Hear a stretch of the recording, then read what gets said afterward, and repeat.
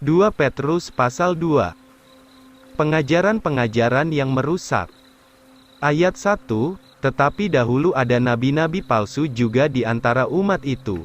Demikian juga akan ada guru-guru palsu di antara kamu, yang secara rahasia membawa masuk pengajaran sesat yang membinasakan, bahkan menyangkal Tuhan yang telah membeli mereka, dan mendatangkan kebinasaan ke atas diri mereka dengan segeranya. Dan banyak orang akan mengikuti jalan-jalan kebinasaannya, karena oleh merekalah, jalan kebenaran akan dihujat. Dan dengan keserakahan mereka akan mencari untung dengan kata-kata yang diputarbalikkan, maka sudah lama hukuman atas mereka itu tidak akan berlambatan, dan kebinasaan mereka tidak tidur. Hukuman atas guru-guru palsu. Ayat 4, sebab jika Allah tidak menyayangkan malaikat-malaikat yang berdosa, melainkan melemparkan mereka ke Tartaro, dan mengirim mereka ke dalam belenggu kegelapan, yang disediakan untuk penghukuman. Dan tidak menyayangkan dunia purba, dengan mendatangkan air bah ke atas dunia orang fasik itu, tetapi hanya menyelamatkan Nuh berdelapan, seorang pengkhotbah kebenaran.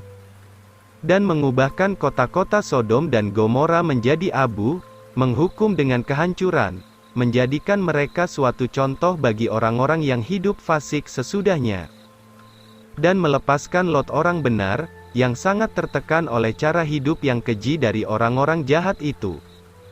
Sebab orang benar itu tinggal di antara mereka, dengan melihat dan mendengar perbuatan-perbuatan mereka yang fasik itu, tersiksalah jiwa orang benar itu dari hari ke hari. Tuhan tahu bagaimana melepaskan orang saleh keluar dari pencobaan, dan menyediakan orang-orang jahat itu bagi hari penghakiman untuk disiksakan.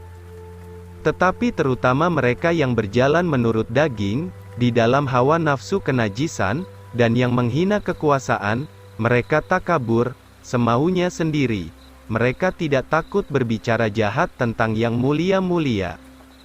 Padahal malaikat-malaikat, yang lebih besar kekuatan dan kuasanya, tidak menyampaikan tuduhan hujatan melawan mereka itu di hadapan Tuhan. Kebinasaan guru-guru palsu.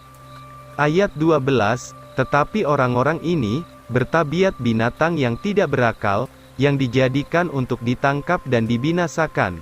Mereka menghujat hal-hal yang tidak mereka mengerti, dan akan binasa di dalam kerusakannya sendiri. Dan akan menerima upah kejahatannya, mereka yang menganggap hidup berlezat pada siang hari sebagai suatu kesukaan, menjadi noda dan cacat, bermabuk-mabuk dalam kesesatannya ketika mereka makan minum dengan kamu. Mereka mempunyai mata yang penuh perzinahan, dan tidak dapat berhenti dari dosa, sambil memperdayakan jiwa-jiwa yang tidak tetap, hati mereka telah terlatih dalam keserakahan, anak-anak terkutuk. Mereka telah meninggalkan jalan yang benar, dan tersesat, mengikuti jalan Bileam putra Beor, yang cinta akan upah kejahatan. Tetapi ia sudah ditegur karena pelanggarannya sendiri, seekor keledai bisu yang berbicara dengan suara manusia, mencegah kegilaan nabi itu. Mereka ini adalah mata air yang tidak berair, awan-awan yang tertiup angin ribut, baginya lah gelap gulita sudah tersedia selama-lamanya. Penyesatan guru-guru palsu. Ayat 18, sebab ketika mereka mengucapkan kata-kata yang sia-sia yang dibesar-besarkan, mereka memikat orang-orang yang sungguh-sungguh sudah lepas dari antara mereka yang hidup dalam kesesatan, dengan hawa nafsu daging yang limpah dengan nafsu yang tidak terkendali. Mereka menjanjikan kemerdekaan kepada orang-orang, padahal mereka sendiri adalah hamba-hamba kebinasaan, karena seseorang diperhambakan oleh Dia yang mengalahkannya, dibawa ke dalam perhambaan. Sebab jika sesudah mereka terlepas dari kecemaran dunia, melalui pengenalan akan Tuhan dan Juru Selamat yaitu Yesus Kristus, lalu mereka terjerat kembali di dalamnya dan dikalahkan, maka kesudahan mereka lebih buruk daripada permulaannya. Sebab lebih baik bagi mereka jikalau tidak mengenal jalan kebenaran, daripada sesudah mereka mengenalnya, lalu berbalik dari hukum yang kudus yang sudah diserahkan kepada mereka.